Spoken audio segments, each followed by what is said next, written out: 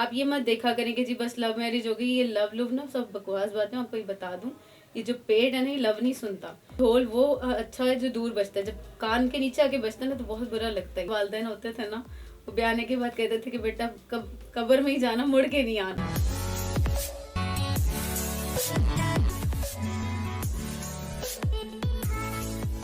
अस्सलाम वालेकुम व्यूअर्स, मैं आपका होस्ट मियां Naveed zero to hero YouTube channel से आज एक बहुत ही ज़बरदस्त मोटिवेशनल स्टोरी लेके आपके सामने हाजिर हूँ। वैसे तो हम बहुत ज़्यादा स्टोरीज़ देखते हैं, लेकिन जो आज की यकीन मैं स्टोरी आपके साथ शेयर करूँगा, इसके बाद जो लोग कहते हैं ना, ब्लेम गेम करते हैं कि हम किसी वजह से अपने काम में कामयाब नहीं हो पाए, उन सब के इल्ज़ामात आज धरे के धरे रह जाएंगे। आज एक ऐसी स्टोरी शेयर करूँगा जो घर से तो निकली एक आइसक्रीम लेने, लेकिन दुनिया जीती। अपने बच्चों की वजह से उन्होंने क्या क्या अचीवमेंट्स की, जानते हैं मिस अमाफा से, और बाकायदा गुफ्तगू का आगाज़ करते हैं मैडम से। अस्सलाम वालेकुम मैडम। वालेकुम अस्सलाम। जी मैडम, क्या हाल चाल? ठीक ठाक है अल्हम्दुलिल्लाह, अल्लाह का शुक्र। हमें प्लीज़ बताइएगा कि शुरुआत क्या थी, लाइफ की स्ट्रगल कैसे शुरू हुई? मैं एक उस खानदान से पैदा हुई जिसमें कहते थे कि बच्चा सोने का चमचा लेके पैदा होता है। मैं उस खानदान से बिलोंग करती हूँ। मैं नाम तो नहीं लूँगी अपने बैकग्राउंड का, लेकिन मैं बहुत ज़्यादा लाडों में पली थी। शादी हो गई, बच्चे हो गए, हालात टफ हो गए। तो जब टफ हालात हो गए तो ज़्यादातर औरतें माँ पीछे का रुख करती हैं कि जी हम अपने माँ बाप के घर जाके बैठ जाएंगे, कर लेंगे, वालिदैन कहते हैं वापस आ जाए।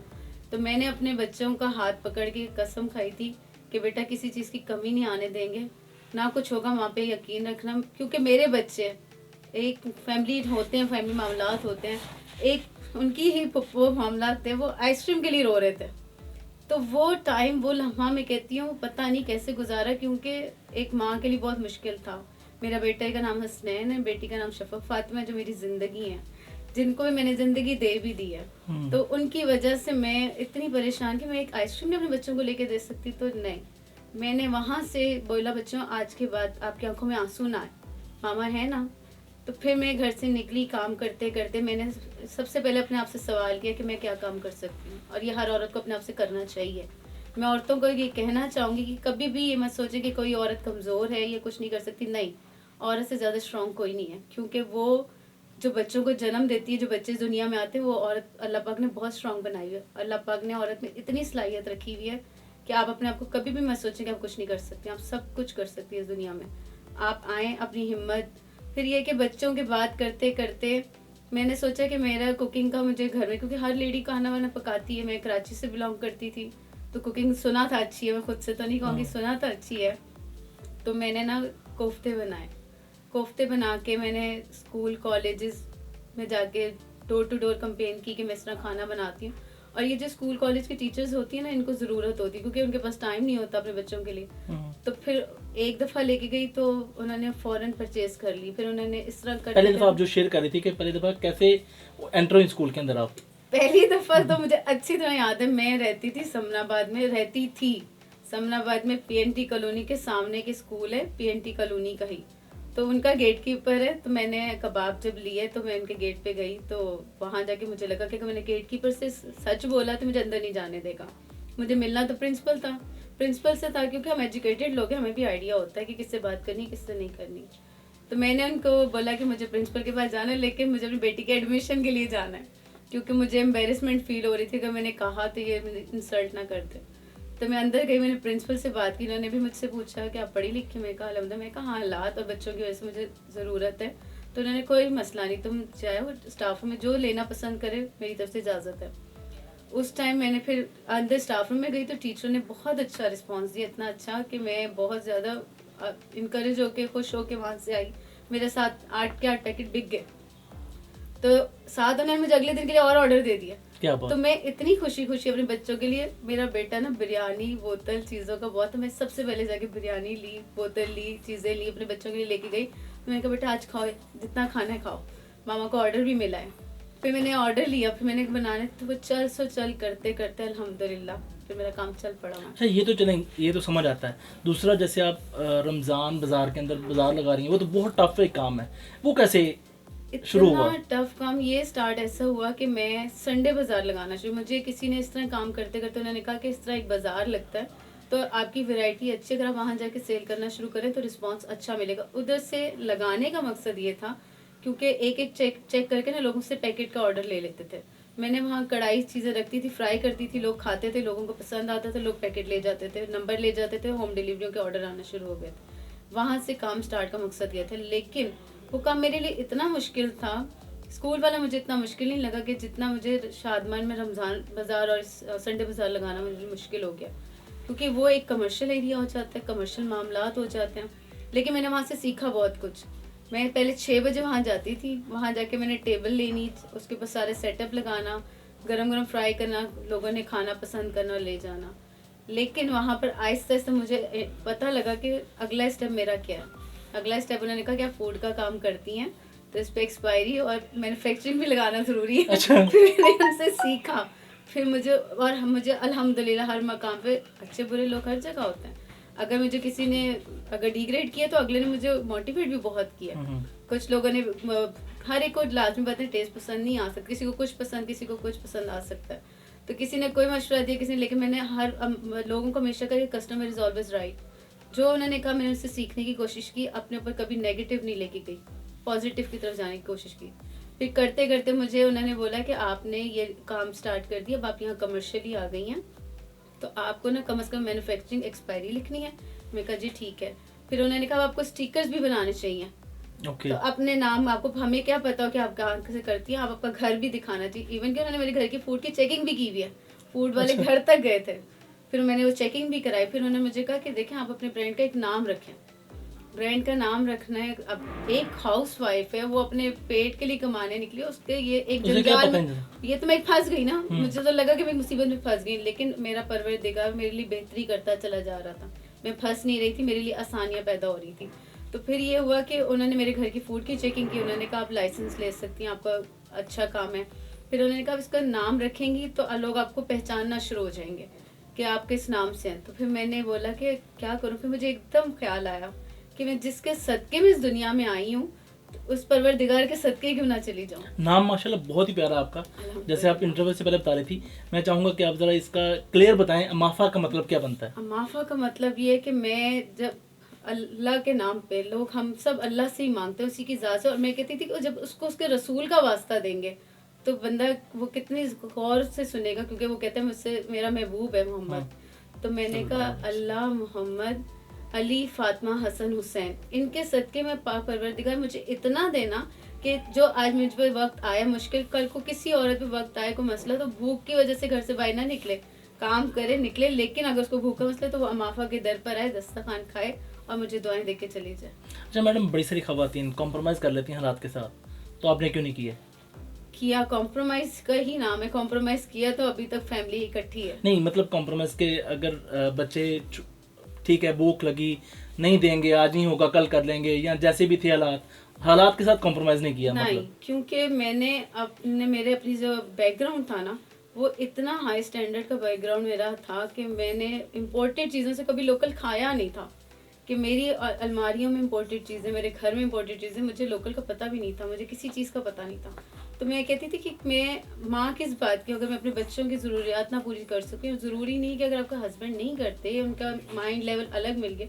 हाँ, इस बात में मैं आपको सबसे पहले बताऊँ कि आपका शादी का फैसला बहुत हाँ, ये ज़रूरी मेन सवाल होता है। जी। ज़रूरी आपका ये बात नहीं है, ज़रूरी है कि आपका शादी का फैसला ठीक होना बहुत ज़रूरी है। आपकी लाइफ का डिपेंड आपके शादी के फैसले पर होता है।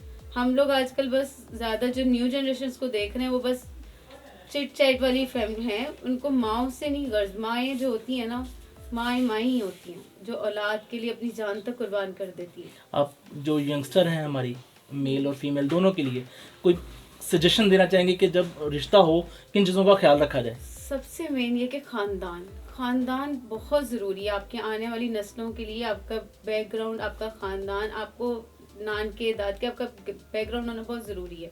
आप ये मत देखा करें कि जी बस लव मैरिज हो गई, ये लव ना सब बकवास बातें। आपको ये बता दूं, ये जो पेड़ है ना, ये लव नहीं सुनता।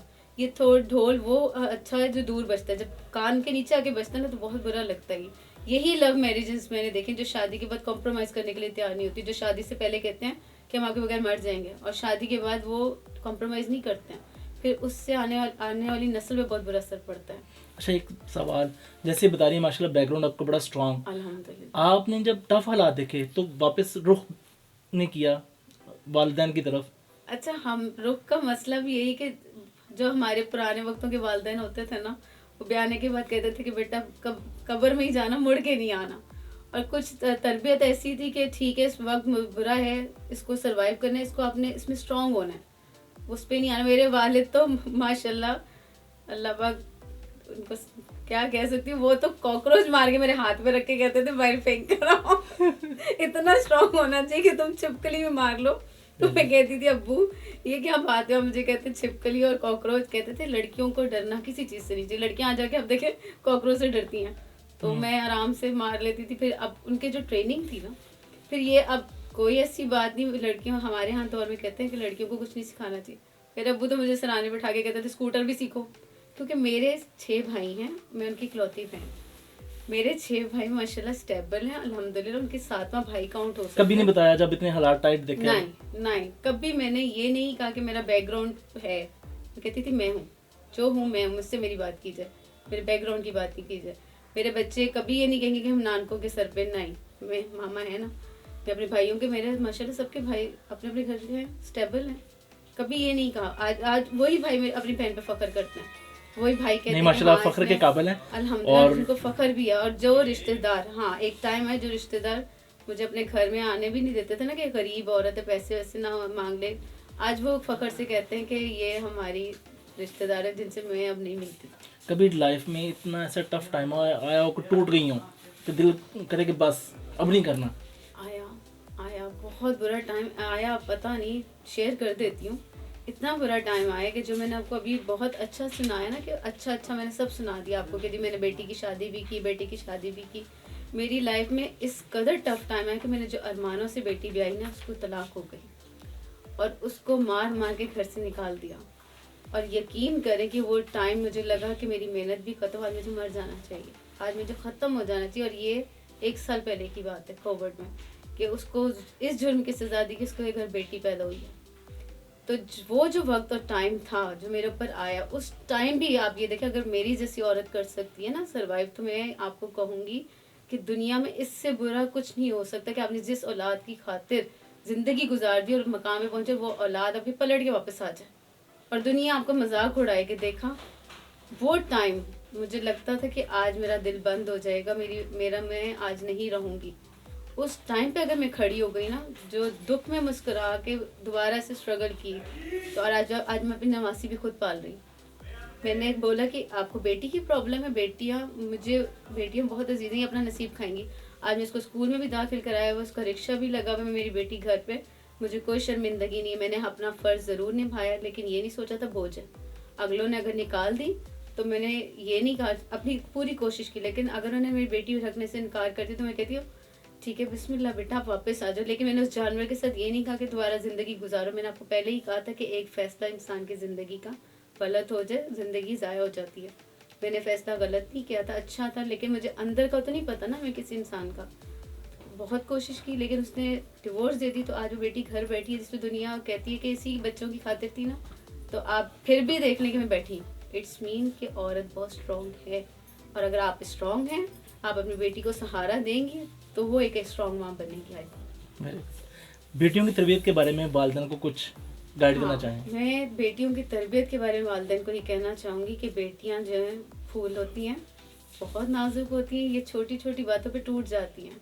इनका बहुत ख्याल रखा करें, और इनको जो प्यार आप दे सकते हैं मेके में दिया करें, इस सोच पे नहीं कि ससुराल में जाके, नहीं, मेके से इतना रजा दें, इतना प्यार दे दें कि अगर आगे जाके ना भी मिले तो फ़र्क ना पड़े। इतना बेटियों को करना चाहिए, और बेटियों को बहुत ज़्यादा मोटिवेट करना चाहिए, क्योंकि उन्होंने आगे जाके नस्ल चलानी है, बेटों से नहीं, बेटियों से आपकी नस्लें चलनी है।